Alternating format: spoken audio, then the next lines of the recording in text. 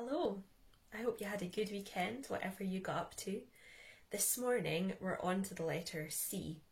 Now there's lots of words I came up with to describe God that begin with this letter. Compassionate, creative, constant, but the one I'm going to talk about is caring. Who do you have in your life that takes care of you?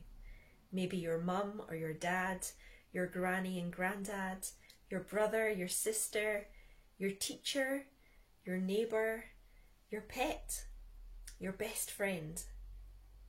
While we've been in lockdown, there's been lots of people taking care of each other, offering to do shopping for your neighbours, looking out for them, making sure that they're okay. We've got so many key workers who are caring for us, making sure there's enough food in the shops, looking after people who are sick, delivering what we need, keeping places clean and keeping people safe. And every Thursday evening we stand outside our doors and we clap to say thank you for their care. But we also have a God who cares for us. Because God came to earth as the person of Jesus, he understands what it feels like when we feel happy or sad, when we're lonely or celebrating, when we're anxious or worried or scared.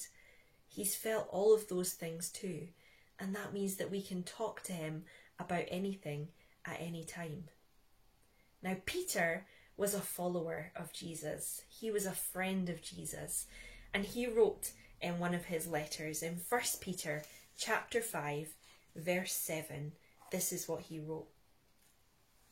Leave all your worries with God because he cares for you. When someone cares for you, they look after you, they look out for you, they want to protect you and they want to help you. They want the best for you. And that's what God wants for us as well. So whenever we're feeling worried or scared or sad, we can turn to God. We can speak to God. And he wants to care for us. He wants to comfort us and help us. When we thought the other day about God being big, I said that God isn't too big, that he doesn't know everything about us. And that's true because God cares for us. When you care about something or you love someone, often you want to know everything about them. God knows all about us, and he knows what we need, even when sometimes we don't know. There's another verse that comes from Matthew chapter 6, verses 25 and 26, and this is what Jesus says to people. This is why I tell you not to be worried about the food and drink you need in order to stay alive, or about clothes for your body. After all, isn't life worth more than food? Isn't the body worth more than clothes? Look at the birds. They do not sow seeds, gather a harvest and put it in barns, yet your Father in heaven takes care of them. Aren't you worth much more than birds? God gives the birds all the food that they need. They don't need to sow seeds. They don't need to store food in barns in case one day there isn't any available. And it says there that God cares for us even more than he cares for the birds. We are God's masterpiece and we're made to be like him.